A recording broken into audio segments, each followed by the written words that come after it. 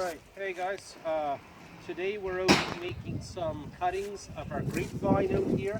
Yeah, guys, on my tablet, don't worry, I film my dad. I secretly film him. I secretly film him on our channel. Yeah, so I'm taking some cuttings here right now off the ends. I'm going to put those right up to the camera. And those ones look kind of brown in there. I'm going to see if I can find some that have a little bit more lively color to them. Dad, we haven't made a video like this in a while. It has been a while. Yeah. And I try to cut these. Sorry about the noise. Sorry about the noise. Yeah, I try to cut these in lengths of about 12 inches, and there you can see one that's more green. I don't know if you guys can see that on the camera, but this one looks a little bit more of a greenish hue than these first couple that I took.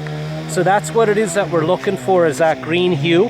And then right now I think it's April 23rd here in Eastern Canada, so it's a good time of the year to do this before any buds come out.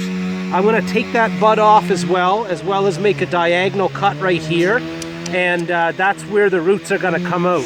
So after we do that, what we're going to do is come this way, Leo, a little bit, and we're going to dip this in some water. From the dog. And then we dip it down in this what's called stem root, which is a rooting powder. And then once we have that covered nice with stem root, we're just going to drop that right down in the middle of that container, like so, okay? And then we'll put a little bit of water on each one as we go. And we'll just do this after we get them rooted in there a little bit. Okay. And after, we hope, a few weeks. Alert, guys, the noise. Yeah. After a couple weeks in here, maybe a month or two, we're hoping this will be rooted and you'll get new blooms coming out of these different nodes here, okay? So that's that, and then we'll get you to pause, buddy, and we'll show where we're going to put these. So, okay, go for it. Yep, it's on. Okay, so this is our little greenhouse that I built maybe 10 years ago. And you talk about cheap construction. We always try to build stuff cheap in here. Wait, Dad, I also remember this used to be where the other chickens, the two chickens we got. That's right. We housed chickens in here to keep them warm one time, too, for a few weeks. We actually did it with our meat chickens and with those little ones that we had. What were they called? I forget if we even filmed videos about them. Yeah, I'm not sure. Anyway, this was done just off of my home. I brought my roof down with some cheap strapping, and I put some 2x4s here, and I've got some concrete block that this sits on. Guys, and also, this is greenhouse plastic, so this is held up for probably 10 years. I don't recommend you get stuff from Kent because you'll be there for a few hours. Yeah, Leo always complains that we're in that store for like an hour every time we walk in there, and it's true.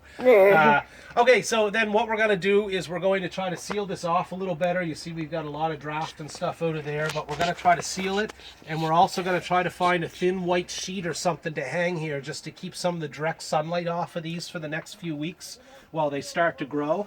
And maybe after like 2-3 weeks or something of them being acclimated out here, we can get them back out into some more sunlight. No, it was annoying. But that's it. What we had to fill 32 of these with dirt, and it was annoying. Yeah, we've got, I think, 34 actually, Leo, and we're going to focus on the grapes this year because last year we grew enough grape to make about 160 liters of wine. And they're not a very great eating grape because they seem to be small and they have seeds in them, but they do okay making wine, and wine, of course, can be made into fuel, and it's all part of that kind of, sustainable product kind of stuff. So anyways, we're going to see what we can do if we can get some of these transplanted over to our land. That's where we want them, because right now they're just on our fence out here at our house. And I'd like to get an orchard started. So we're going to start with 30 of those.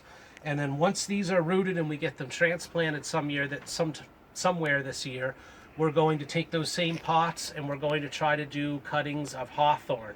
And apparently the hawthorn, you can actually wait until the leaves come out on them until, like, say mid-June or something when we do those cuttings. So that gives us about 2 months to get our grapes rooted. and then we'll go and we'll try Hawthorne Daddy, and see if we can get a bunch of when those this done. video's done, I have a surprise for you, so I need the phone for a second. Cool. Okay, well, I think we're just about done, buddy. I was just going to say a couple other quick points if you want to come in here Because close. I'm gonna also film like the surprise. Make sure that you don't get your cutting confused with which way is up, because you could see like you can cut these out of other sections, and so you might have a cut here and a cut at the bottom. You want to make sure that you have these little buds are angled up. I also try to do all my cuttings for grapes prior to any growth starting in the spring, because once growth starts here, I find it's harder to get them to root. But you start off when they're still dormant, and then they start to basically come to life while they're in this here pot. Yeah. Okay, so there's another brown one. Do another intro. We've got to find, we're doing grapevines today, and the kids here want to do some for their mom. For Mom's Day, that's coming up. Mother's Day. There's a good one right there. God. And what you're going to do here, Ella, you're going to dip it in the water. Then you're going to dip it in the pink stuff and make sure you get the pink stuff all the way up to here. And I like how just Okay, and then you're going to push it down about halfway into the container. Okay, you want that going? Yes, please. All right, so use 2 hands. Dip it there, dip it in that one. Awesome. Now, maybe I'll help you out here because the level's getting low. There we go. I'm doing a perfect thing. And then you want to put that about half. halfway down the middle of that container. And then we'll find one more for Corey here to do. And Here, no, do it. Hey, chill. No, there, this one will work, buddy. face me. Why? And I'm not supposed for it. to. You We're wanna doing a sit video there? here. Dip it in one and then dip it in the other. Oh, I'm doing a perfect Don't pull on that zoom. stuff. Oh, this is beauty.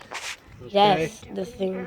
Great job, guys. And then put it about halfway down the container because you don't want it to hit all the way to the bottom.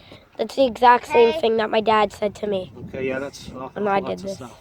There you go. Perfect. And then we'll push that around them. We'll take them over to the greenhouse next, and we'll put a little bit of water on them. Guys, warning alert. This Okay. is going to be a Grab those, chaotic Corey. video. All right, give a pause there, buddy. Zoom out. What? Pause that. What do you want to say? Fitting yours right There, in there. Corey. I started filming. Yeah, that's perfect. So- So here's what we ended up doing with them, guys. Yeah, we just Ella, lumped you them don't all have to together. do- We've got 34 cuttings in all, and then I put hay all around them to keep them warm. And we still got to do a little bit of work to the greenhouse, and then hopefully these things are going to grow for us this summer. Yep. Okay. Is that the end? Yep. Peace.